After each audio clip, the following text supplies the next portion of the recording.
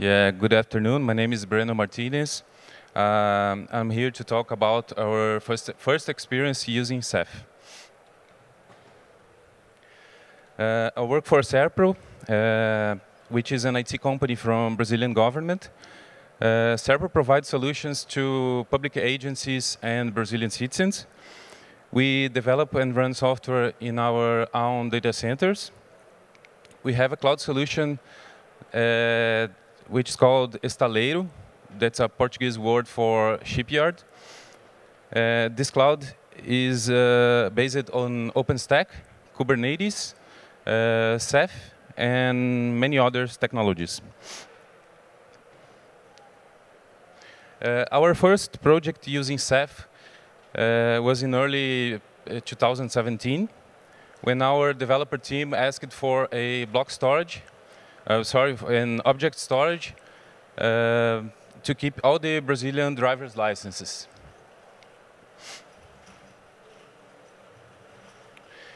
Nowadays, there are more than 60 million licenses in Brazil.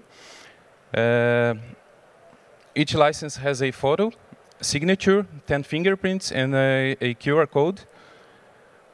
So our team challenge was to provide a reliable and scalable storage on a limited budget. Actually, at that time, we had no budget for new purchases.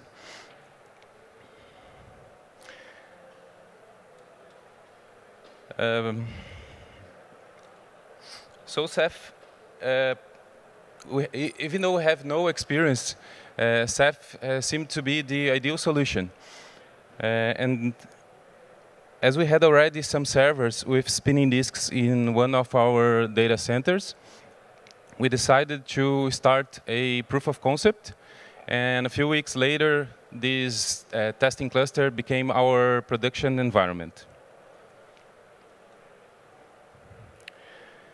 After some time uploading objects, the cluster started showing some slow operation messages.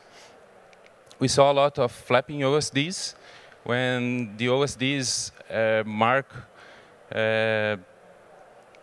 each other down while marking themselves up to the monitor. Rados gateway started to go up and down recurrently because of the OSD's slowness. And also, Keystone could not hold up so many connections, tokens generations. And we found out that the main problem was too many objects in a single bucket. In our case, it was dozens of millions. So there were many recommendations to solve this problem. One of them was to use NVMEs to index pool. But as I said before, we had no budget for new purchases. Another recommendation could be to use indexless buckets. But without index, buckets will not be synchronizable in a future multi-site environment.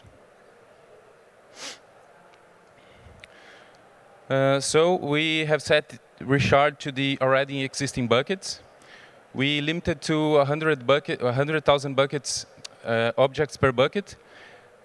We added more Keystone servers and rewrote some Keystone code to reuse tokens. And only 6 months later, we added new OSD servers with NVMEs to the cluster. And finally, we upgraded from Dual to Luminous, which is a version that supports dynamically reshard.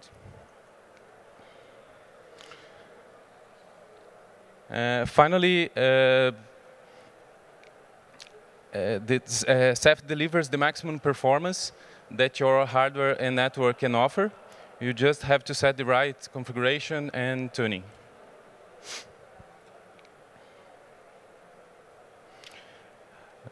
So as I said, nowadays, Ceph provides object store for our licensed drivers, our driver's licenses.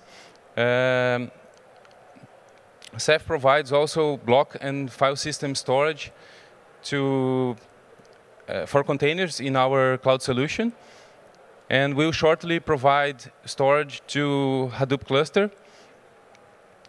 And we are now implementing our multi-site environment. And that's it. Thank you.